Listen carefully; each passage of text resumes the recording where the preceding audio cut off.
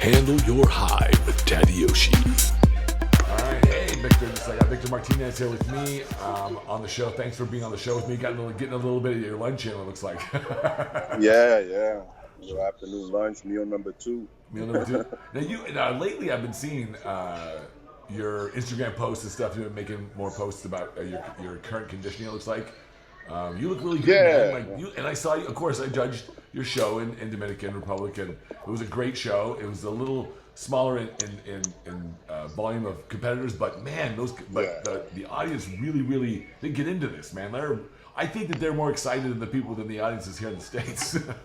They really. Again, Tad. This is basically I'm bringing in. First of all, about the posting, there's nothing 1 week of drinking Presidente can't do to your body and then look good. I was surprised. That's good beer, man. This is good beer. Yeah. I'd never heard of that until I went there. So. Yeah, definitely good beer. And the show, the audience was bigger with the athletes because there's one thing I always want to explain to people, especially the people that wanted to see more athletes. I'm fighting an organization that's been there for a long time. And instead of them coming with us, IFBB ProLeague, they went with IFBB International. Explain to people what the difficulty is, because I think it's confusing for some people who don't know or who aren't a part of that scene here in the United States. There's, the IFBB Pro Elite, I guess it is what they call it. Yes. IFBB Pro League, that's us, USA, Mr. Olympia, LLC, Arnold Schwarzenegger, Classic, Ohio, Brazil, and Australia. Now, a couple of years ago, everybody knew during the Olympia 2017, the league broke up with Santoja, which he was doing things that the boss did not like. I can't get into anything specific, but obviously if the boss don't like it, if it's not going with his way that he runs the organization that he's had, for over 40 years, he's not going to roll that way. So Santoja wanted to undermine the boss, to my thinking, and splits. Everybody went. Now the other league was claiming to be a better league when in reality the best league when it comes to IFBB is the Pro League America. And so everybody made alliances, and a lot of people stay with Santoja. Not a lot of people. The people he already had working with him stayed with him. The people that were always with the Pro League, meaning any IFBB Pro competitors, bikini competitors, obviously, they stay where they became pro. They stay where it's more lucrative to have a better career. Yeah, it's the only way to get to the Olympia. Only way to get to the Olympia, but of course, along the way, lies are being spread, things that were untrue about our league. And he and I guess there are some. He sort of put pressure on a lot of the athletes in Dominican and in other countries as well. Yes, giving them the impression that if they competed, that they'd be banned from his organization, or they couldn't. And so there was a lot of being threatened. Yeah, they're being threatened. They're being, at the end of the day, you're threatening an amateur. What is that? When at the end of the day, when I don't look at who they're competing with, all I tell them is, I'm giving you the platform. I treat my athletes because they're, great, not only because they're athletes, but they make the show. Right. So if you want to stay with them, you've been complaining about them, you've been saying, but obviously you're staying with them because you're scared, Yeah. And they're saying, well, what are you going to offer us? I was like, listen, first of all, I don't offer anybody who has no balls anything,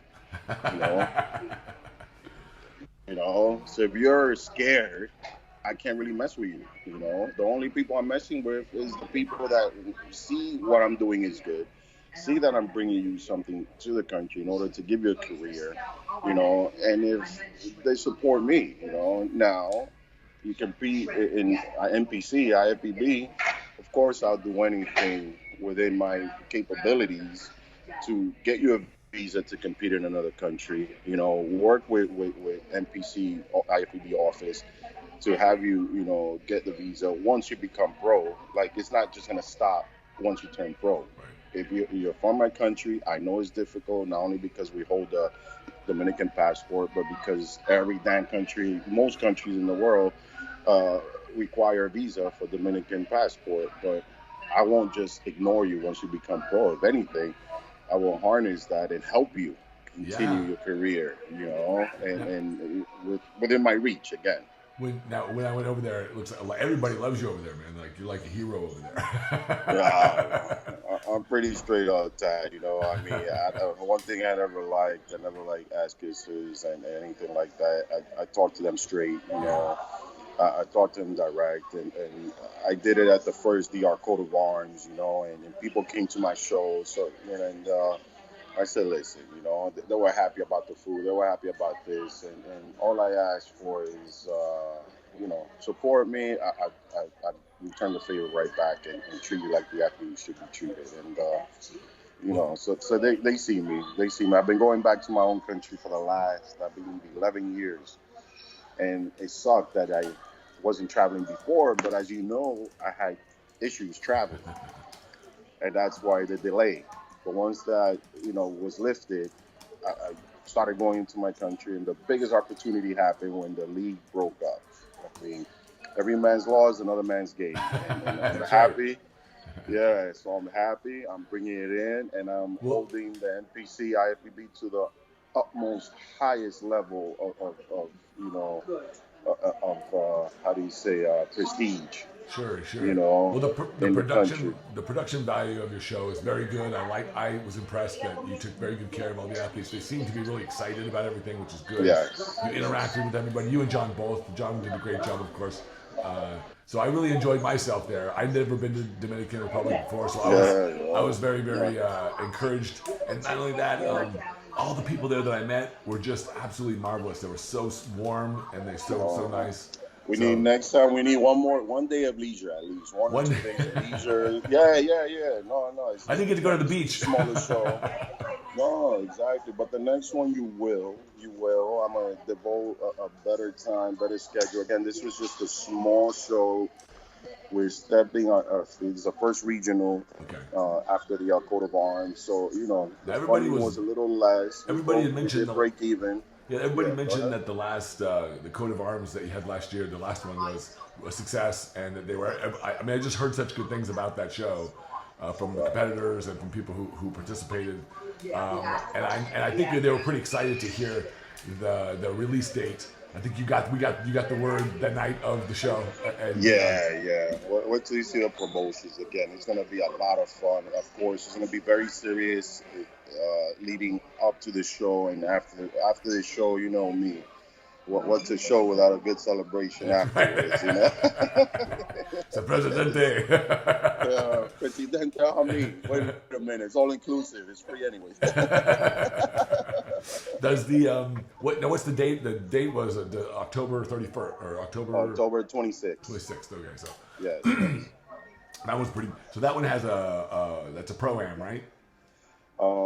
Yes, it is pro-am. This year it will not be a pro qualifier, but we are working different avenues within the country to have sponsors pay their way to the Mr. Olympia Amateur in Colombia. So we're getting that through sponsorship again. So Steve, don't worry, Jim Mannion. We basically want to take care of the athletes. We don't have a pro qualifier until we bring up the levels of competitiveness. Sure. We gotta pull out good athletes. Again, this is all through the office. I understand that as long as we have the show and they see us moving to the direction of getting bigger and better, I think we're going the right way. But and I definitely want to help more athletes in the country so they can reach that level of competitiveness. So we want to be competitive around the world. You know? My perspective was that the crowd, you have such a support there for the country. There's such an opportunity for you guys, for shows to grow there, and for specifically your shows to grow. Even with the limited number of competitors, it was still I think a pretty good show. comparatively speaking. But there was like now was 3 times as many people in the audience as I thought there'd be, given the nature of comparison. So I can only imagine what it would be like if you had a couple hundred competitors. And we're getting there, Ty. You'll see, and you're gonna witness it yourself. It's definitely one you're always there as a judge. Thank you. That's what we're having in DR. I say, you know what? One thing you're gonna get is some really good judging. We're not gonna have this, where the person who prepares the athlete is also the judge, because you're gonna get biasness, and we're getting only the best judges. National judges, IFBB, Olympia judges, and. Thank you for, again, the short notice. You really jumped on it, so I owe you big time for that. And again, we're going to take care of you really well. And your wife doesn't have to worry, watching you. Now, to switch gears just a little bit, I have to give a big shout out and congratulations to John. Yes. John, man, I'm so happy. I'm so happy because people had, I've always had lots of confidence in John and his abilities. It was his birthday yesterday, too. Oh, really? Okay, well, happy birthday, John. So winning the Puerto Rico Pro is awesome. I think, tell me, were you there at the show, or were you? No, I was going to go, but then last minute, John said he's going to do it, but by then I already booked the flight to go see my daughter in Boston. Oh, okay, yeah, that's important. Yeah, so, but I was there, I was watching, my friend was live streaming, and man, it was great. John needed this, he had a rough year. It was real rough. And it came at a great time, and now it's going to be he's going to repeat that again this weekend. I know he's going to Toronto, right?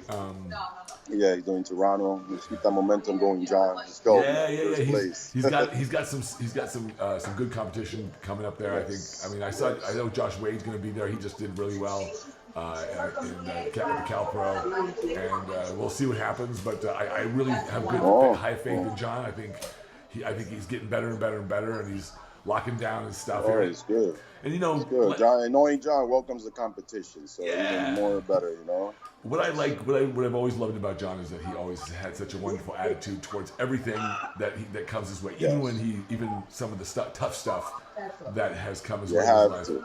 You have to turn things around. Yeah, you have to turn things around. You can either take that, negative situation that's going, you can soak up on it and make it, pity yourself. And one thing I know about John, the situation happened, but pity is never one of the things he likes to drown himself in. No, he's got good stuff in front of him these days. I know he does. So now for you, what's the next thing for you? Well, I wanted to do more shows after Arnold, Ohio, but once you sit down, you kind of see the placing, you see guys that were ahead of you, and it's like you got to strategize, Right. So why force something that's not going to change? So I pulled out of, Brazil, pulled out of, Australia, and you were looking so good. You're looking so good. Yeah. I stay dieting. I stay, except in DR. Damn presidente. But I say, you know what? I still want to get back up there. I know I'm not competing at as big as I used to. I don't want to be big. I don't want to be big like that anymore. Again, what's the differential? What's the? No. Carrying the heavier weights. Training heavier. I want to preserve myself a little bit better. So you competing today and you competing in what's the difference? I'm competing about 10 to 12 pounds lighter than what I'm used to.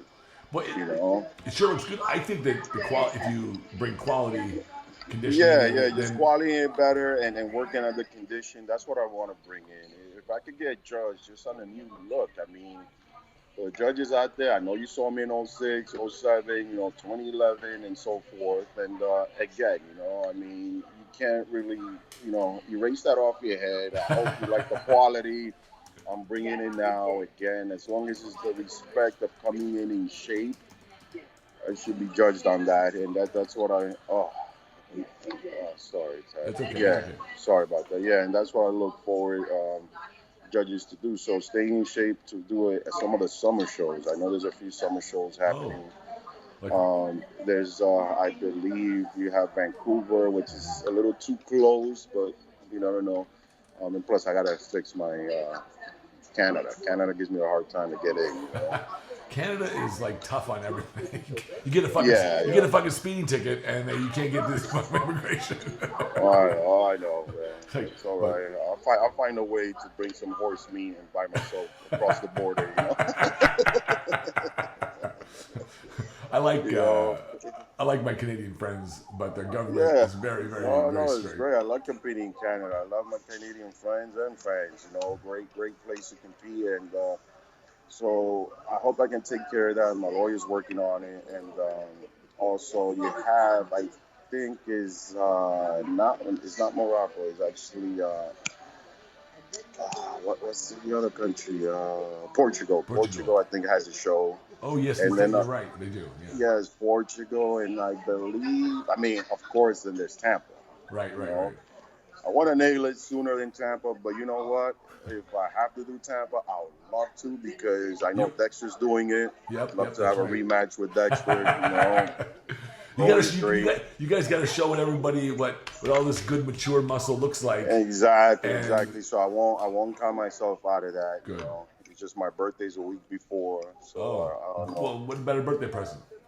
Yeah. What about I have a shredding party. What have you ever thought about doing, like the Chicago? Chicago, I think that's too soon. I think it's like in July, I think, something like that. July. Yeah, I think Chicago is before Vancouver. I don't think I have time for that. I usually like to give myself a good 8-week prep. You know. Okay. Well, you seem to be in really great shape in DR. Yeah. I stay close. And I show up at the show. I'm not tired. I'm not beaten up. No, you look pretty good. I train myself very precise, and I do cardio year round. I don't think I've missed doing cardio year round for the past, I believe, 2 years. Oh wow.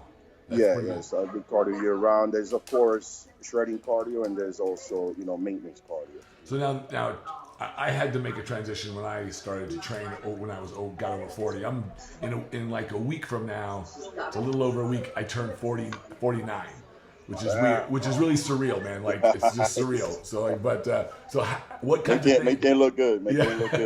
What kinds of things do you do differently now with your body in terms of recovery and everything else that you didn't have to worry about before?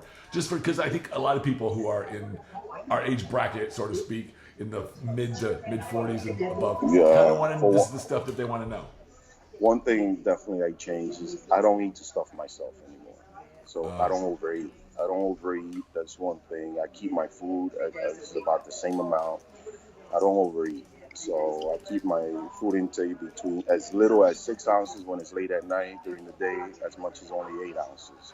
When it comes to any kind of meat, chicken, fish, and I don't do red meat as much as I used to eat. Isn't that funny? Because I do the same thing. It's really weird. It's like you just naturally sort of evolved. And I started to feel, and I don't know about you, but I started to feel the difference when if I overeat, I feel the heaviness in my gut and everything. Don't like that feeling. Don't like that feeling. It's great, sometimes, if it's a Sunday TV night, you can do it, but as far as everyday thing, I don't do that anymore. Right. And also on rest, I need my minimum, 7-8 hours. Yep, that's good. With 7, I can roll. Before, I used to do 5-6 hours. I was younger. I can deal with it. Now you give me 5-6 hours, I'm able to go half a day. Well, my girlfriend is 40. She's just about to turn 47, and most people think she's about 30. She looks so young, but some of that's her Asian genes. But she's for the last 20 years or so, she maintains 8 hours a night. So it's one of her beauty secrets. Yes. And I firmly believe that. I firmly believe that too. When you look, sleep. Especially as bodybuilders, we have to. The deep restorative sleep comes with REM sleep. It comes when you get into those. You can't really get there if you're just sleeping a couple hours at a time. So you definitely, for sure. There's just a few things you can't get in the way. My sleep, my food schedule, my training, and seeing my kids. Hey man, you just hit all the spears of a good life, right? Speaking of training, like, how do you train differently now to have the physique that you have now? Because I think your physique, from a quality standpoint, looks better than it has for years. Like, I haven't seen it look this good for a long time. What's different? Well, again, I don't go as heavy as I used to. I felt like when I was going heavy, I was missing a lot of muscle connection, and it was hurting some of my nerves. Like, I will go heavy, but I wasn't feeling it too much on the muscle. I was getting too much joints. Oh. And yeah, so now, I do a couple of sets to warm up, just get that blood flow. And once I connect with the muscle, I do my last 2 sets heavy. So it's kind of like heavy duty training, blood and guts training like Dorian, minus the half a ton of weight. Do you so now I remember I saw, like, I think when we were in DRU, I always make these mental notes. You did, like, I think you went off and got a massage, and you're really diligent with keeping that kind of maintenance. Have to. Yeah. I have to. Pre-contest, I think I do it weekly. If I'm not doing a show, I try to do it every monthly. Okay. Do you do, like, cupping and all that other stuff too? I do the cupping. I don't limit myself to anything. I do cupping. I do ART work. I do acupuncture. Oh, nice. I do cryotherapy. What all these modalities, all these sort of recovery modalities? How have they? Do you feel like they've influenced your training as over 40? My training, the inflammation, because I'm not gonna go vegan at all. I don't blame you. I mean, I have to be in a jungle somewhere, starving, stranded, maybe. Even then, I'm gonna go hunt for a freaking boar. but no disrespect to all my vegan friends out there. It's just, when you ask me for advice, what I tell them, eat meat. Yeah, but it's just my body will break down. My body will not survive a vegan diet, and so to lower inflammation, I choose my food carefully. Certain organic food that's actually going to help inflammation go down, and that's why I like the cryotherapy and everything else. I mean, as much as I can lower inflammation, that's going to lower the pain I have within my body, and certain pains do happen, and it's through inflammation. That's why that's why you get so many products right now, so many people changing diets because of that fact. Yeah. I don't do, before I used to do either Advil, Tylenol, don't do any of that. Oh, yeah. It's bad for the kidneys. Yeah. When it came to anything, I used to have it behind the knee after my knee operation, the inflammation, and now with the fish oils, what else I use? The tea. I also go to a herbalist. Oh, okay. Oh, wow. Okay. Yeah. I go to a herbalist, and he only gives tea based on what your body requires. And the teas he gives you is only for 10 days. Certain people, depending on how bad you are, it goes up to 15, 20 days. And so this is for systemic inflammation? No, yeah. Or just for whatever you need? It takes, whatever you need, what's needed. One time he actually noticed that I was lacking sleep. The tea he gave me actually helped me go into deeper sleep. Oh, that's cool. And this is something, when you're in New York, I'll take you next time. Is it like he's like a Chinese herbalist kind of thing? Yeah, it's Chinese herbalist. That's cool. Again, I love Chinese medicine. This is old, it's thousands of years, and you can swear by it, I mean, it works for anything. People do. I think a lot of people sort of poo-poo the idea of like acupuncture or herbalists or even homeopathy, but most of the world uses this stuff.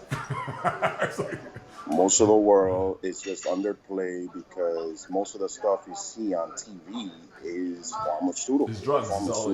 And drugs, I just came back from one of the biggest drug dealers in the country, state of Massachusetts, Purdue Pharma, and they're killing more people than the freaking cartels in Mexico, But they're making billionaires out of all their friends and families, and they keep promoting the freaking stuff, Unfortunately, here in the United States, at least, the business ethic seems to be profitability.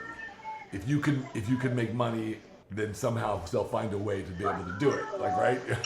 Listen, there's no money in cures. There's only money in treatments. There's only money in treatments. They want to treat you. They want to push, the most drugs on you, So the biggest, like I keep saying, everybody, the biggest drug cartels are here. You know, they're not in Mexico, they're not in Colombia. I know billions and billions of dollars. They're making billions. You know, I'm not hating and anything like that. You know, they gotta make the money, but they're making it off the people that want to try to feel good when they're not. You know, they give you a pill for one thing, you're gonna need another pill for another thing. You know, so with my clients, you know, one of my main things I always keep them away is Tylenol, Advil, or anything like that, because those are over the counter, but you can still keep doing more damage, you know. And you know, besides training, we have in our country we have it seems to be common practice, and as we've been enculturated to think this way, that there's a pill to fix whatever it is that's ailing us. There's a pill for that. There's a pill for that, right? Like, what do I take for this? Like that. I mean, I'm sure you hear it all the time with your clients. I get it with mine. What do I need to take to get this big? Well, you know, how about work? You know, patience and work and consistency and time, and then everything else that you do in your life just magnifies it. Whether you're taking, you know, whether you're taking supplements or whether you're taking whatever, it doesn't, you know, like.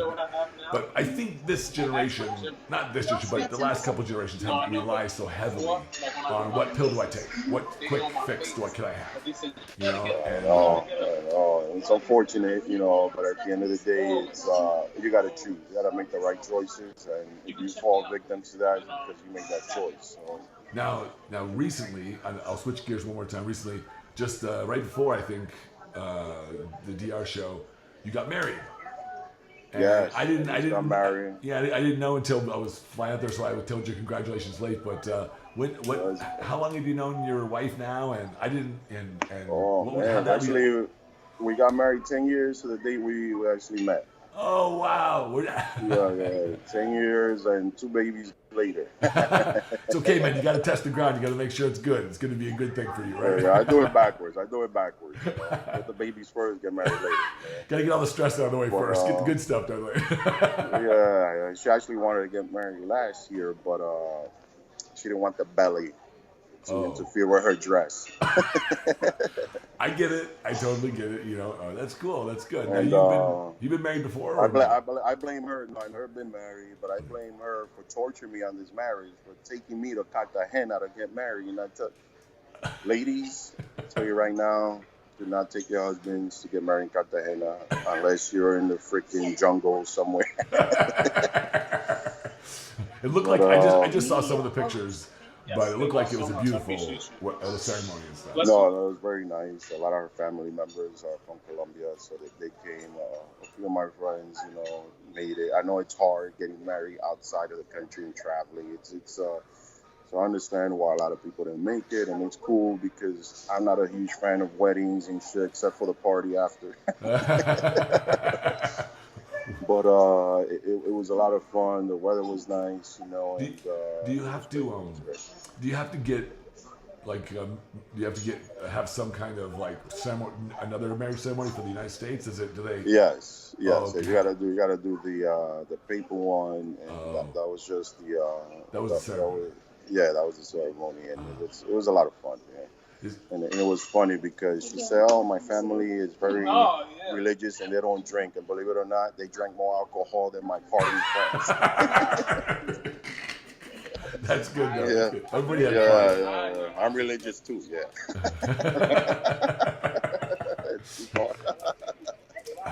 Oh, it's funny. Though. I actually kind of funny. I always tell the story that I didn't.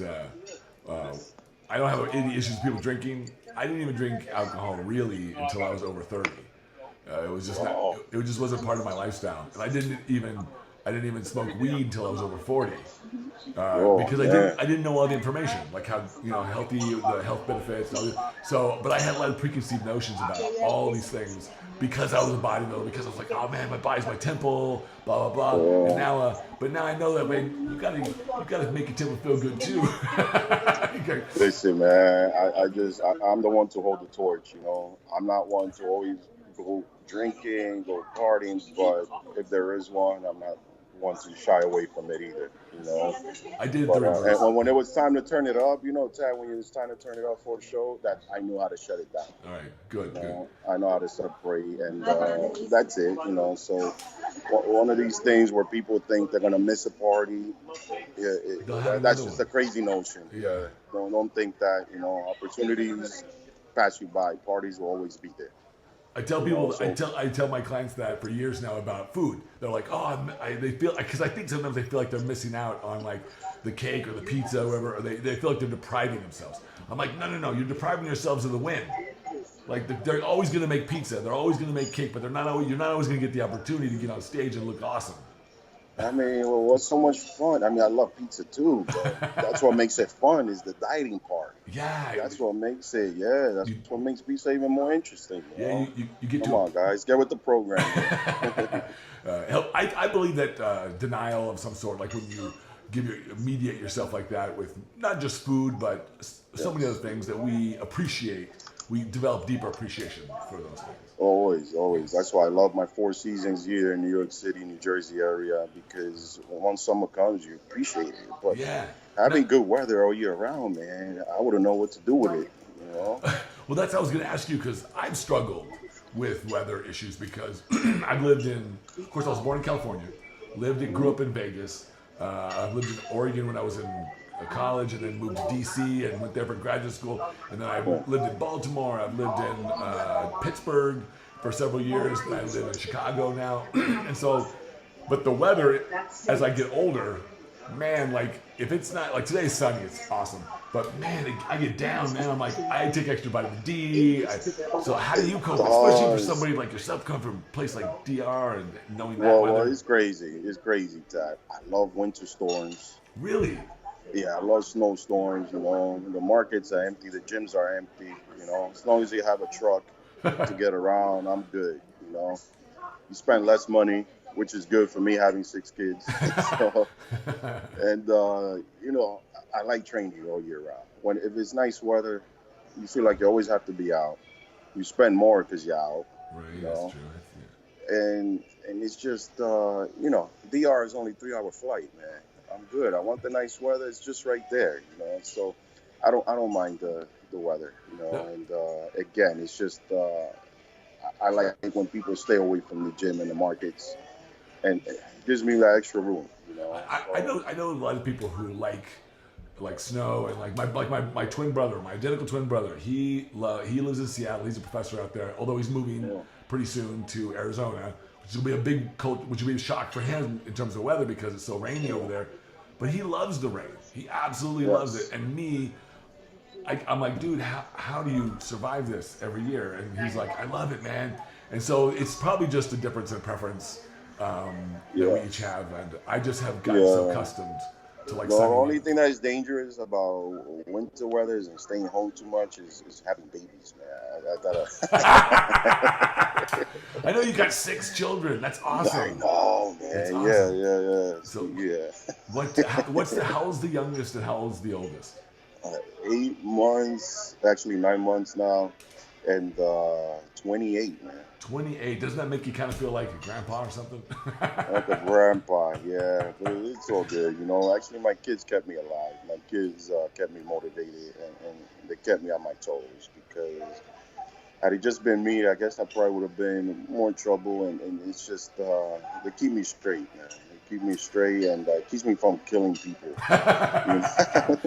Now, I remember... You know, these people are annoying, and I was just away in Boston this weekend. This guy didn't let my daughter use the bathroom. What? And, weird in this freaking gym workout world, and it was just one of those things where you see this kid, you know, 16 years old, you know, on his phone, texting, not even, and I was like, you said my daughter can't use the bathroom? First action in my head, I slapped him, I body slammed him, I kicked him, and I punched him.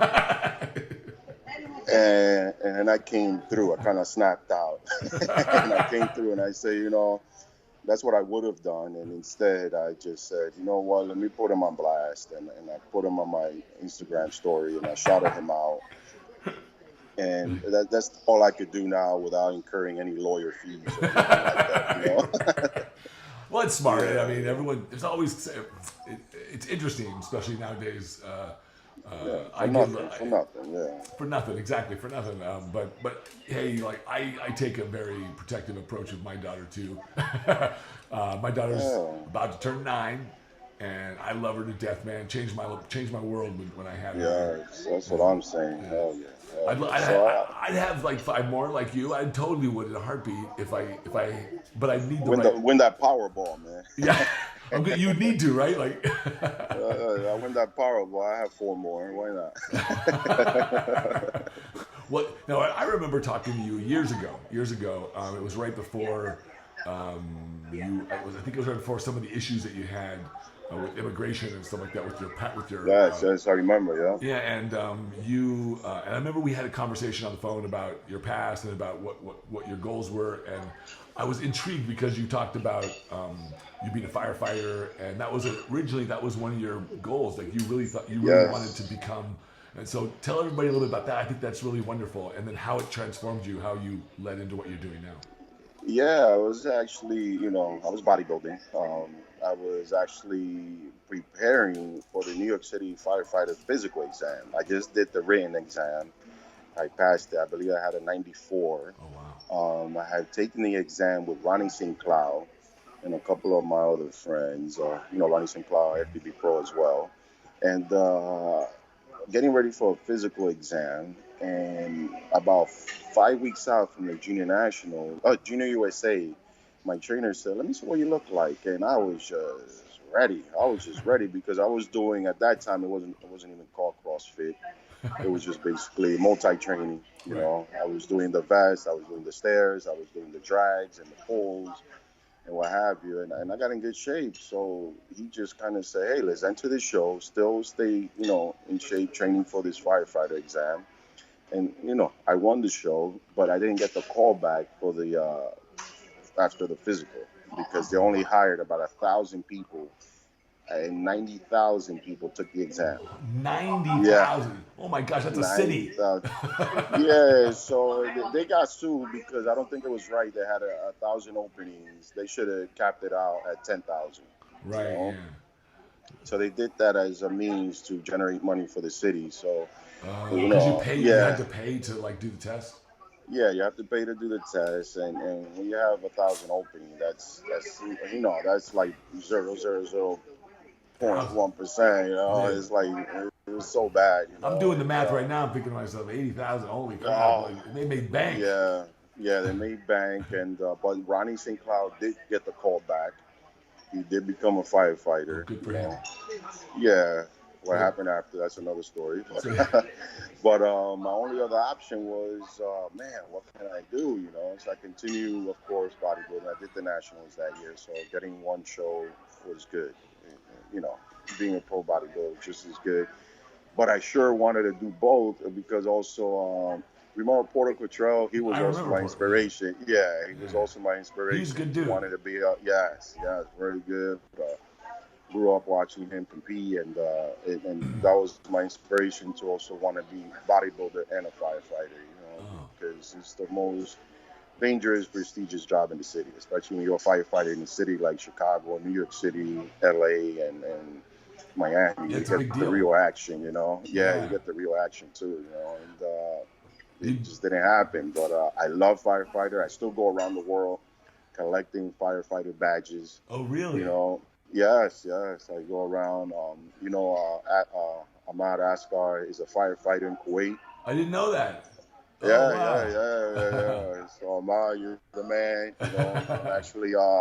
I'm actually making some shirts for his fire department right now because I asked them for a shirt badge. They didn't have, so I said, "Don't worry, I'm gonna do it for you." That's cool. I didn't. So everyone starts off somewhere. Like I started off really loving football, wanting to play football, and my story is this: I got into football in high school, and that was pretty good, but I was so small. I mean, I was 95 pounds in high school, and I remember the coach didn't want to play me, and I was a wide receiver, so I didn't need to be super heavy, but I remember being so discouraged, and this is the power of mentorship. This is the power of what one individual can do. I'm in the bathroom, and I'm really depressed because I came out of practice, and I could tell, the first game we played, I just sat on the bench, and that sucked. And I go to every practice. I play my heart out. And I'm sitting Hold there. on. You were 95 in high school. I thought I was like at 140. Yeah, 95 pounds. 95, and I was 5 foot 4 or 5. I was 5'4" or 5'5". And I grew 2 more inches because I graduated at 5'7", which is where I'm at now. But I remember I'm sitting there in the mirror. We got out of the showers after practice. I'm combing my hair, and I'm kind of down in. And the captain of the football team, he was our quarterback. He was this white dude, good-looking cat. He was muscular, and everybody looked up to him. He was like the man, you know. And he turns over to me and says, "Hey, man," he goes, "Don't sweat it, man. Go to the gym and don't worry about it. Go to the gym and just go get big." And, and I was like, and he just took that. It was such a nice feeling for him to take the time, just give me some advice. And I didn't even ever talk to him because he was like, I don't know. To me, he was like, you know, Superman, so to speak.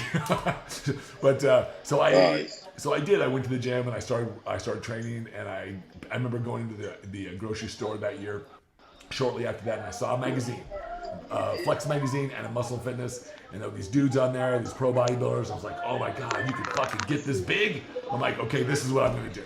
This is what. And everybody, and when I bought these magazines, took them to school, showed all my friends, and everybody, with the exception of my twin brother, everybody laughed at me. But I didn't care. I was like, nope, I'm gonna show you. But the cool news is that years later, like today, after I built a career and a really wonderful career with this sport. Yes, you have. They all those same people who laughed at me, they all say the same thing today. They say, "Oh, we knew you could do it." So, but that's how you make that good story. You know, that's what makes a good story. You know? People always have this one thing, and when you start pressing on it, stay adamant and persistent. Wow. That's great, Ty. Congratulations. Yeah. Oh man, well thank you. I just believe in doing the same thing that you've done in your life, which is pursue the things that you love. Pursue those things that you love, and don't worry about, like, I try my hardest these days not to worry about the consequences or the results. I shoot for great results. I expect nothing, and I'm thankful for everything. And it always puts me in a good place. And I get what I need. I get more than what I need. And I'm able to give as much as, and that's what I try to do. And I encourage other people to do that too. I don't hold it against them if they don't. No. I mean, you're always gonna get that doubt, only because when you choose something you want to do, and people see how hard it is when they think about it, first thing is doubt, and that's right. But that's part of but that also is part of the motivation. Now, speaking of which, like, I mean, you've been around for a little bit, and you definitely have had your ups and downs in the sport and in your personal life. How have you kept yourself? Because whenever I see you and I talk to you, you always have a smile. You're always good. You're always pretty cheery. You always look good these days. So how have you kept yourself from getting that doubt that creeps in and says, "Hey man, I should just do something else"? And doubt is always there. Doubt always happens. It's real. You know, for you to say you don't have it, you're pretty much lying. Right. Or you're just living a fake Instagram world, you know. There's a lot of those. And it happens. It's real, of course. Some days are bad, but one thing I don't like to do, you know, like when people say, "How are you?" You know, how's everything? I always tell them 50-50. 50. Oh, you know? Okay.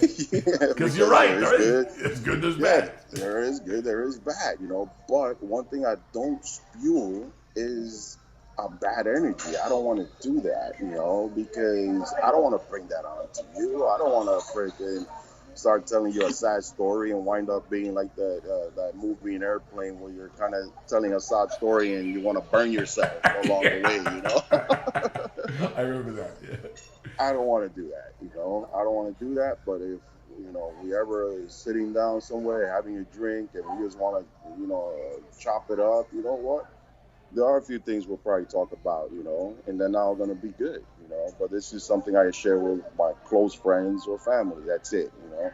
I'm not going to, you know, share anything negative at the moment. We had a show, guess what, you know, it's all going to be good energy, and I ain't going to put that fucking bad, you know, again, attitude or sob story to you, you know. I'm not going to do that, but there is. And I stay up because I see you. I don't see you that often, you know. I see anybody else in the industry, guess what, you know. I want to share what's happening now, was good stuff. That's it, man. Yeah, That's it. I think that's a good attitude and good perspective. I think a lot of people, they tend to let their attitude tends to be just positive enough as the best situation going on at the moment. Yeah, that's it, man. Of Like, course, it's bad. There's always bad stuff. There's always stuff always that we don't something. like. But so it's up to us. I feel like it's my job, it's my responsibility, if I want a good life, to be able to focus on that good life. And that means sometimes that I have to ignore stuff that I don't really appreciate that much. Doesn't mean that I don't know it's there. It just means that I don't have to give my energy. Just like you said, I don't have to give it any energy. Exactly, that one moment where there's 5 minutes, 30 minutes we're spending together, and I'm not gonna see you again 6 months, a year. You know what? We're gonna have a good time. We're gonna talk about the good stuff. Your daughter, your wife, your family, mom, dad, anybody. Same thing. That's what I do. I talk about my kids, family, what's good to come. If we go a little deeper, we go deeper. Again, but that won't be in a crowd of 10, 20 people around us. I've always, after seeing you interact with all the people in DR, and I've seen you at shows interact with people, you get bombarded with a lot of fans because you're very popular. A lot of people know who you for a long time, and many people believe that there's probably been one Olympia that you should have had. so there's but regardless of all that stuff, how have you coped with that kind of?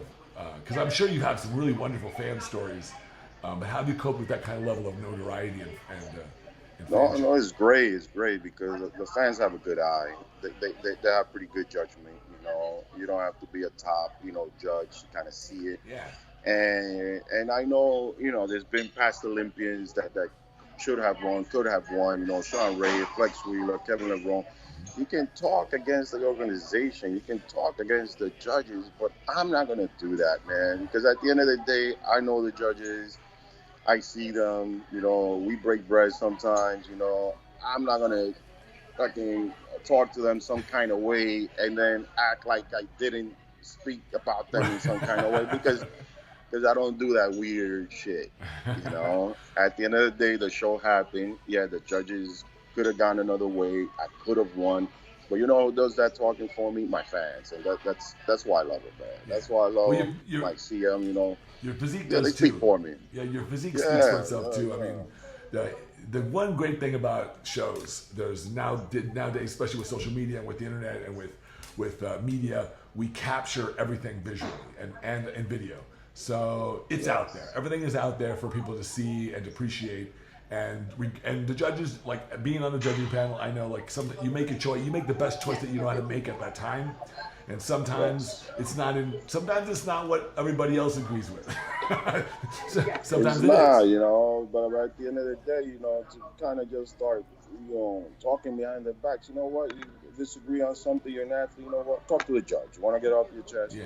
Talk to the judge. That was one of the nice things that I think a lot of the competitors there who came up to me afterwards and asked for advice. I spent some time with several, talking with them and giving them advice. I really, the competitors there. Now, I'm not trying to blast anybody in the U.S. or any other countries I've been, but these were very humble, they took advice very, very well.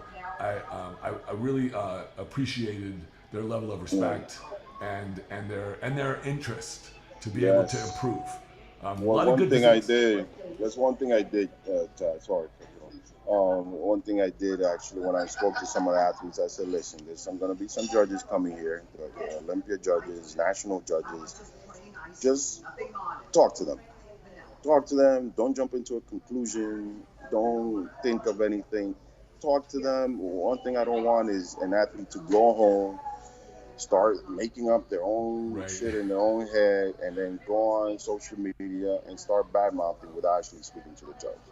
That's good, yeah. I say, speak to them. I told them this is Tad. That's why I introduced the judges in the morning and the night of the show, and I let the athletes know if you have an issue, talk to the judges.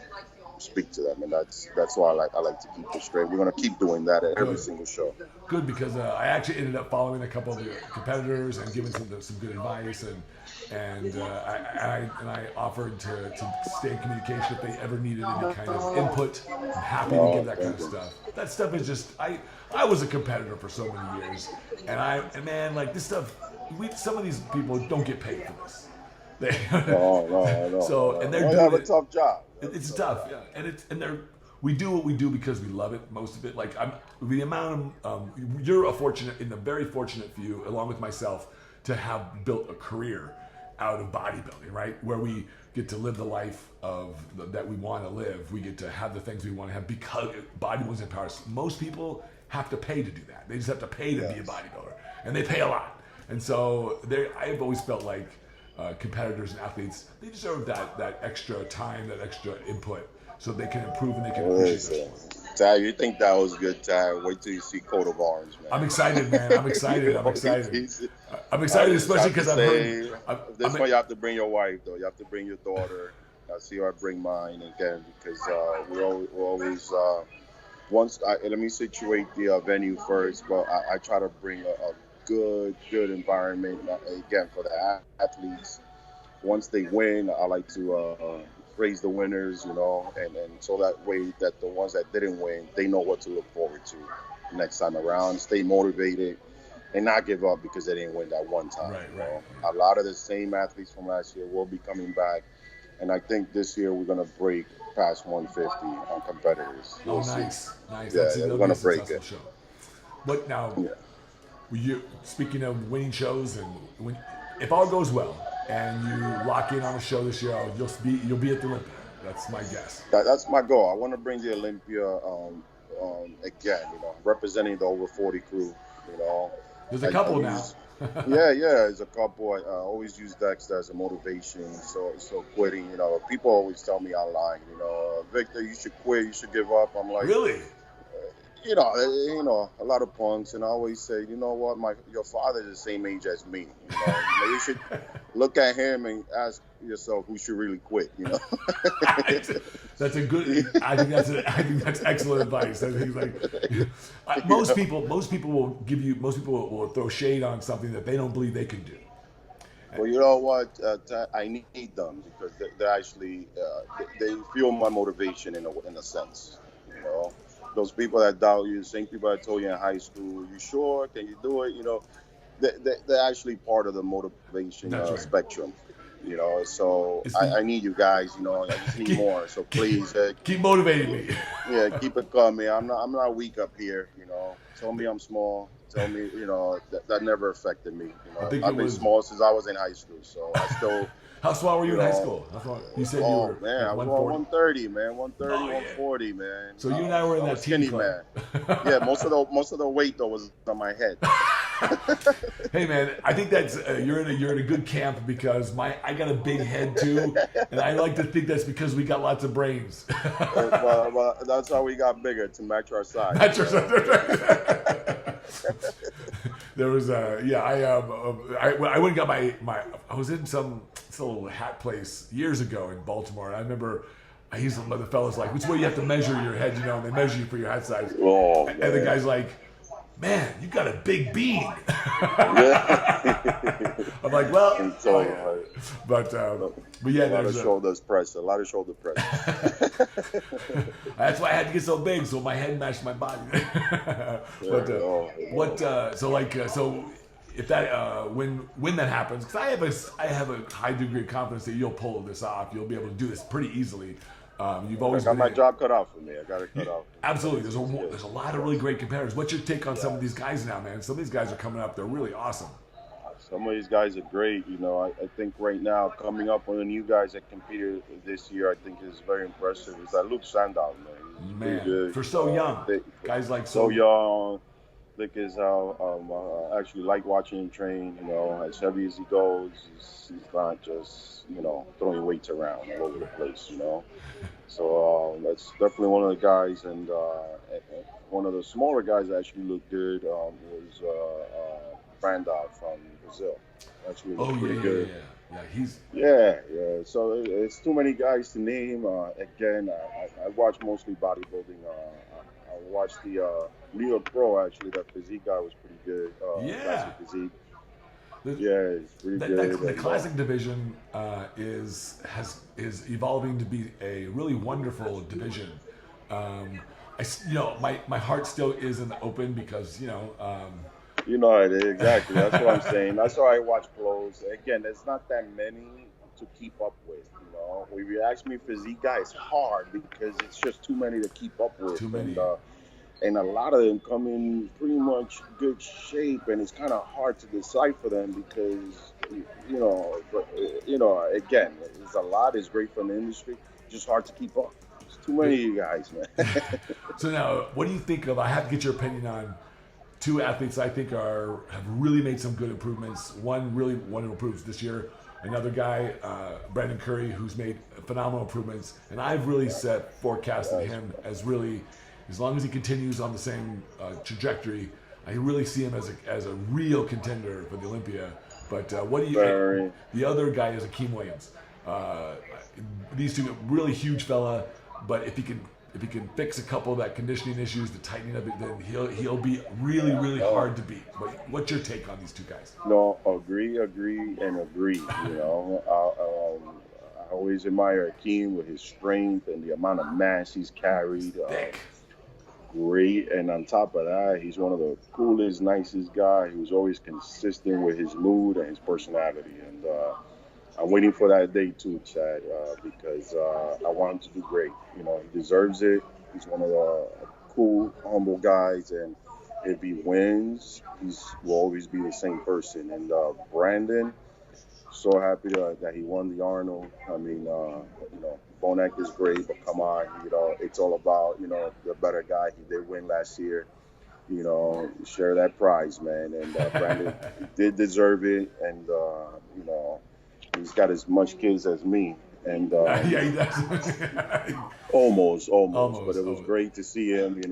Coach Abdullah did very well with him, and I want to see him do great. Because Brandon is also one of the cool guys in the industry. He wins. You see him. He doesn't carry that big airhead around. Doesn't get full of steam.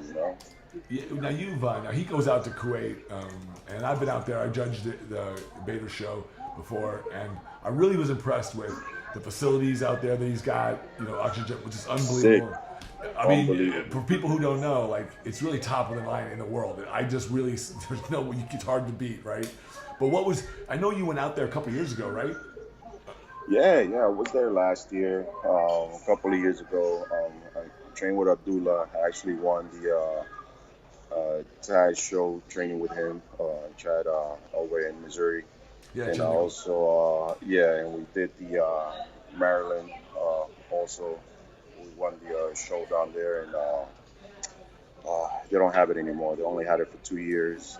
Oh, and, I know what you're talking about, though. Gladiator, Baltimore Pro. Yeah, Baltimore Pro. Yeah, I love going to Kuwait, love training out there. Just having 4 little girls, it's hard to go away, Yeah, I talked to him about that, and he said that was tough. But he said he was very fortunate that his wife, Brandy, she's a really wonderful lady, his wife. But he was really lucky to have the support of his family to be able to go do that. Yes. And it really benefited him. And now everyone has asked me, especially since I've been out there, what's the secret out there, man? They put stuff in the water. What's going on? And I'm like, look, this is my perspective, and you tell me if you agree. My perspective is it's all about creating focus. When you go out there, there's no distractions. There's no girls. It's a Muslim country. There's none of that stuff going on. There's a schedule. You got your food. You got your training. You got your this. It's all set up. You just follow it. You can't mess it up unless you're not doing it, right? And so you can do that here. You just got to create it yourself. But that's the difference, is the focus. You hit it right on the money, Tad. Right on the money. That's what it is. It's nothing special. It's just your focus, and your focus. There's nothing else you can do. Eat healthy, train. You're in the gym. You have, what is it? He's up to 6 gyms now. Yeah. The best equipment. While you get bored, you train at another gym.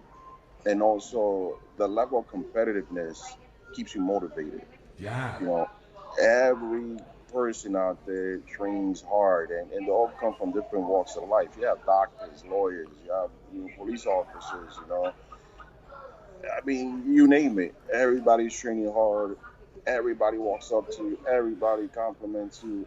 Everybody supports you. And, I mean, you don't even notice the people who are against you because there's more good going for you than not. And again, you can eat. You can have your 6 meals without having to worry about when you're gonna have your 6 meals because Right. there's a lot of food in Kuwait. As much as there is healthy, there's also unhealthy food. So you know what to do. And plus, these guys are watching you, man. They're watching you. You can't really eat a bad meal without somebody kind of telling you like, "What are you doing? What are you doing?"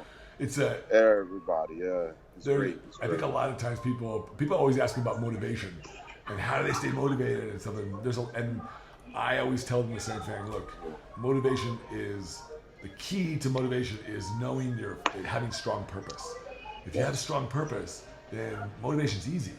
So, but what's your formula for because you've stayed motivated for such a long time? Oh, motivated with the new up and coming, seeing your friends win, seeing Juan Morel, win. Good job for Juan Morel, man. I really love that guy. Yeah. Awesome job. I'm really happy for seeing him. Seeing John win now, Brandon Currie, guys you've seen before that haven't won, they stopped winning and now they're winning again. That's motivation, So motivation could be the smallest things, I mean, my daughter getting an A in school in a math issue that she before was struggling, now she's not. So motivation, congratulations to her. Yeah. Motivation is what you make it, and I make it out of freaking anything. That's good. Anything, To me, that's a hallmark of a great champion is being able to find that anywhere in your life. Because, like I said, just like joy and happiness, it's up to us to find. It doesn't always just fall in our lap. Yeah, you can make yourself a victim. You can make yourself that's right. excuses. And there's lots of reasons for you to make yourself into a victim. You have had lots of interesting hardships over the years, from the death of your sister to all kinds of stuff that could really be woe's me, and you've never taken that perspective that I know of. So, and you can, but again, like I say, it's just making yourself a good excuse that you shouldn't, Scapegoating. I don't want to scapegoat. Nah, it's not worth it, right? Yeah, it's boring, man. The more that I've gotten to know you over the years, especially more recently, the more I admire your attitude and your perspective, and I appreciate that. And I want you to know that because there's so many really wonderful champions in the sport, and I know so many of them, and some of them are really wonderful, and others, they just have a very different perspective, and it doesn't always resonate with everybody. But you always have, like I said, I like people who always have a smile, who always have a good attitude, who focus on the positive. Those are things that just resonate with me. You have that, and I appreciate that. Man. We're gonna have these relationships for many years to come, man, and gotta keep it good, positive, and we gotta help each other out, man. Yeah. Whether it's we're all in this together, right? We're all in this together. Mood related, work related. I mean, everything, man. You gotta find a good way. When you I always ask a couple of questions of everybody that are kind of to give people perspective against other people in terms of what their values are like. But for what in your life has been the biggest challenge that you see either coming up or that you've overcome in your life? For you, what was that big challenge, and how did you overcome it, and what value did it give you? Oh man, biggest challenge always today. Getting over my past issues, and also staying competitive. Staying competitive and taking care of my family. It's always a challenge because we have a job, a career that entails staying competitive, winning a show, right. and stay motivating and just sorry. Yeah, so not repeating the past, not repeating the past, remembering it and not repeating it, and staying out of trouble, just staying focused and keep looking to my daughters. I look at fathers like you, look at, Fabian, anybody that has kids, and just watch how they are with their family and their kids learning. learning to be better. So that's one thing that I don't want to repeat is anything old that I've done, and just staying up, and again, like right now holding shows in my country, you know. There's a lot of things going against me, but I don't look to that. I look at the small things that I know I can change, So I really saw that's what I look for. when I went there. I really saw what I came away with. The perspective that I came away with was optimism. I don't ever expect anything to be perfect in terms of like life, our situations, what we end up in. Nothing is ever perfect. Like there's always something that we can improve. But I do look for how much optimism I feel around it, and I felt a lot of optimism around your show, you and John's show, and around what's going on there in Dominican. I think that it's really, really I really think that in a couple of years, you keep doing what you're doing over there, and it's going to be so much bigger, like immensely. I'm saying it's going to be sooner. I mean, again, you'll be there for Coat of Arms, and hope Jim and Tyler heard this. Wants that back. What now? My last question: what is your biggest blessing in your life, and why? Oh man, I have to say my kids and staying healthy, man. Staying healthy. Yeah, that's it. Because I don't take health for granted. I mean, I've seen Did you always a lot of people. No. Before I was just strolling through life, man, and thinking that we should always be healthy, and health can turn around. It can turn around. I mean, just from the beginning, Vic is coming. Like when I first started bodybuilding, I remember looking at Dennis Newman and seeing him. Then he got looking at him. Looking at him, and then just turned around. This is a person you look up to, and right away turned around for him. You look at Ronnie Coleman, 8-time Mr. Olympia, and the last thing you expect him is to go through these injuries and now go through all these surgeries. It can turn around, man. I don't take it for granted. I don't wish it upon anybody. And Ronnie's a beast and strong, and the last thing you want is for him to go through any of that, but yeah, it can turn around for anybody. So I stay humble. I appreciate it. So one of the things health and my kids, that's what I appreciate the most, man. Did you always want to have so many children, or did it just sort of happen?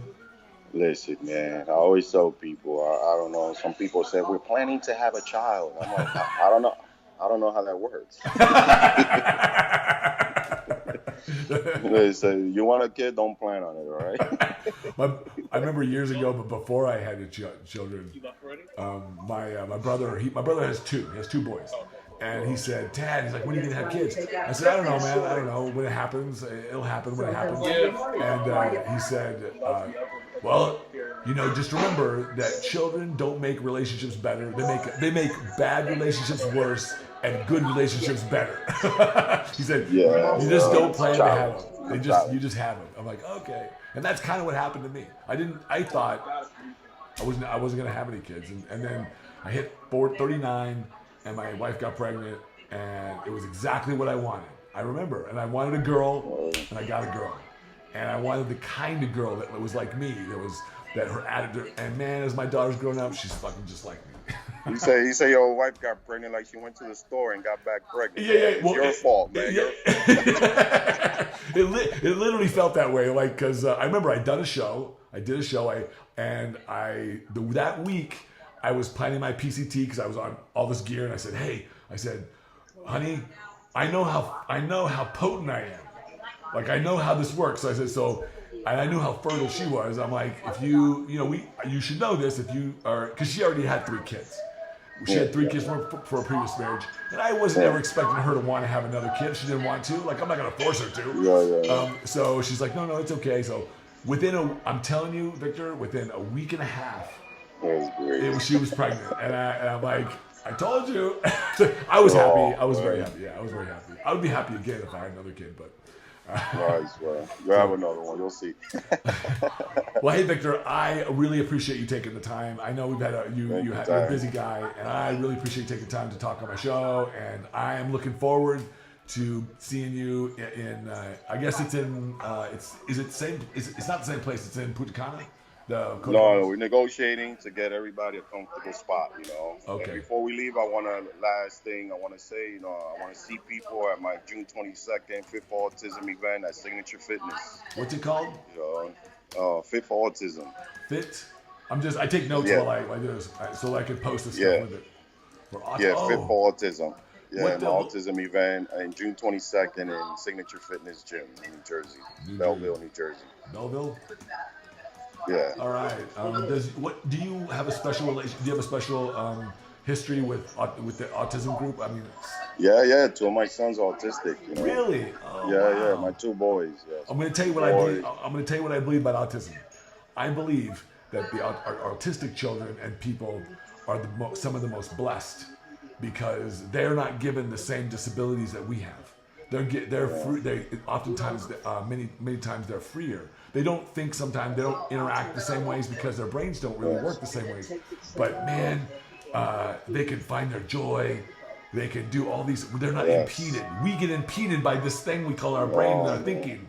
They don't get impeded by that. So I believe that. Not at all, man. And my two boys are angels, real life angels, man. I've learned more from my daughter watching her grow up as a child than I ever learned from any of my professors in college and graduate school in my life. That children teach us so much, you know, how to. I agree with that. So I'm really. So I'll put this on there. If you can send me a link if you have a link for something or whatnot. I will. Because I really would like. I'll do whatever I can to support this. This is really wonderful. Are you going to be at this event? And what happens at it? I will be there. We're going to have tire flip, truck pull. We're going to have teams, individuals who can do the most pull-ups, who can do the most benches, deadlifts. Cool. And again, a lot of giveaways. That's the day. June 22nd just happens to be the day after my daughter's birthday. Yeah, rain date, June 29th. Oh, June 29th. June 29th? Okay. Rain date, yeah. June 29th, okay. All right. I'll send you the flyer, Ty. Thank you, Ty. Hey, my folks, and stay on the line real quick before when I stop recording. But I want to say again a big thank you. If people want to reach out to you, how do they reach out to you?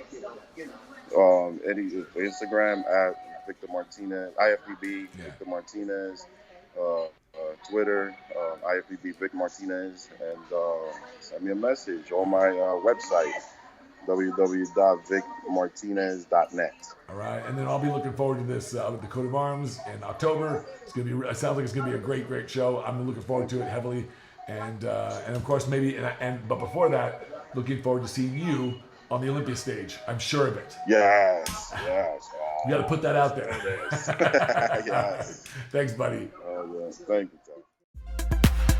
Handle your high with Tadayoshi.